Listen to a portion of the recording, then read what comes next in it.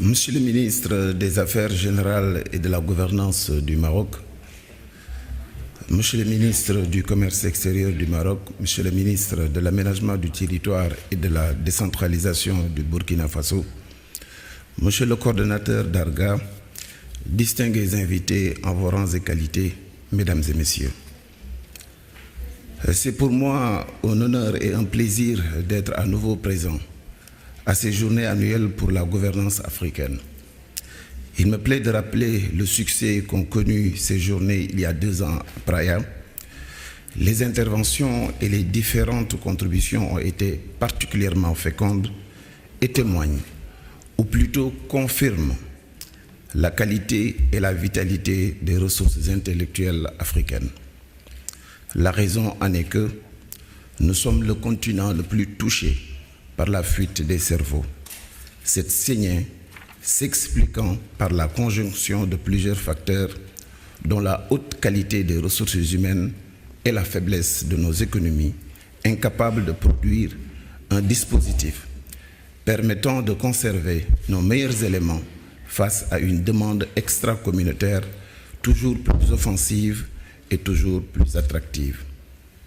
Il est devenu impératif pour l'intelligentsia africaine de relever les défis en développant de manière endogène des esquisses de réponse aux multiples interpellations des citoyens africains.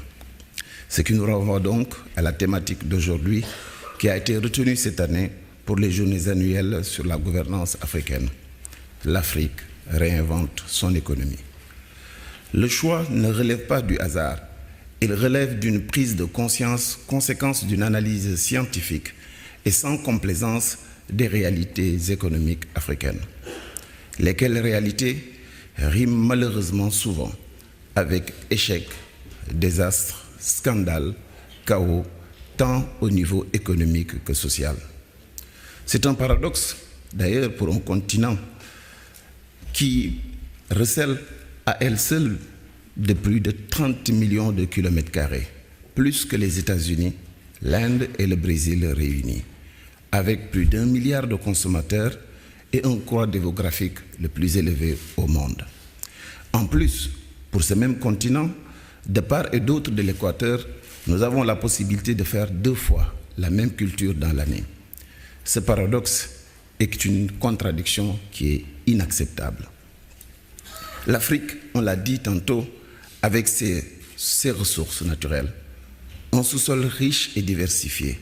Cette Afrique-là a les potentialités pour avoir une économie à même de répondre pour une bonne part aux préoccupations de ses populations. L'espoir donc reste toujours autorisé et elle est plus que jamais permise, puisque la reprise est là. Cette reprise, à titre illustratif, je peux dire que pour l'année 2013, un taux de croissance moyen, rien que pour la zone UEMOA, de 7% a été observé. Et des pays du continent ont été pour la même période capables de plus de performances en termes de taux de croissance économique. Ce qui fait d'ailleurs que l'Afrique est devenue un enjeu de lutte pour le contrôle de son marché émergent entre les grandes puissances traditionnelles occidentales et les nations émergentes. Le sous-développement, on l'a dit, redit plusieurs fois, n'est pas une fatalité. Tous les États précités, que ce soit les BRIC ou toutes les autres nations émergentes, sont passés d'une situation de sous-développement à une situation d'émergence économique, voire de développement. Aujourd'hui, le Brésil est devenu la 6e puissance économique du monde. Tous les analystes s'accordent à dire que c'est le tour de l'Afrique. Toutes les conditions étant réunies, il ne faudrait surtout pas rater ce rendez-vous historique et c'est notre mission, à nous tous, élites et décideurs de ce nouvel Eldorado. Il est donc nécessaire d'agir sur les priorités, sur le mode de gouvernance et les structures économiques pour les modifier et les rendre plus performantes lorsqu'on est conscient que le modèle en vigueur est inadapté ou inefficient. La réinvention de l'économie africaine ne peut se passer de cette nécessité. Alors, il nous faut agir en priorité sur la gouvernance économique. C'est le levier principal et premier qui permet d'orienter et de peaufiner les choix économiques stratégiques.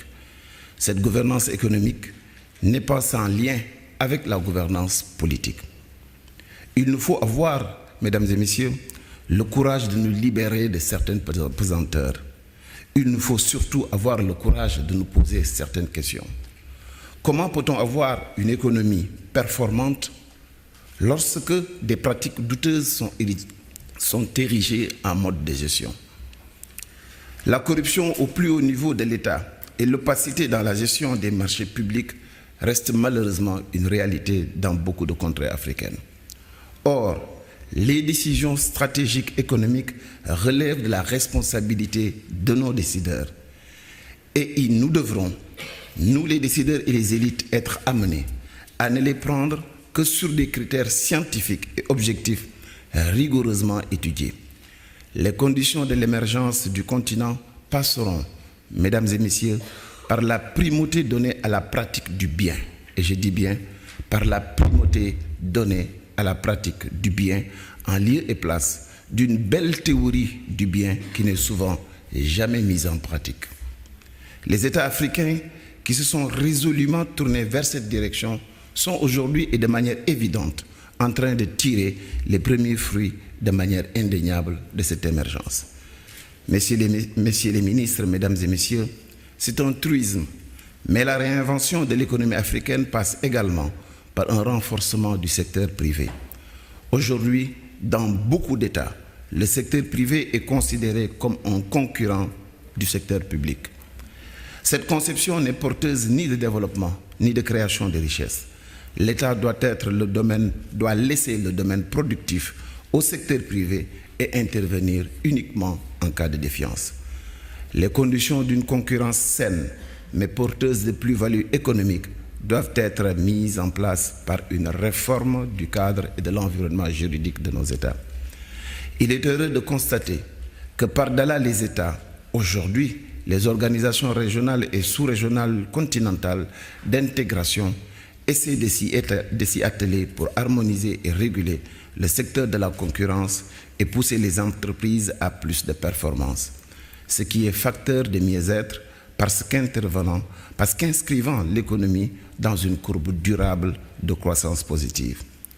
Mesdames et messieurs, le pensée global pour agir mieux localement suppose nécessairement un renforcement de nos autorités locales et du pouvoir local pour une meilleure appropriation d'une notion qui est très chère au président de la République du Sénégal, celui de la territorialisation de nos politiques publiques.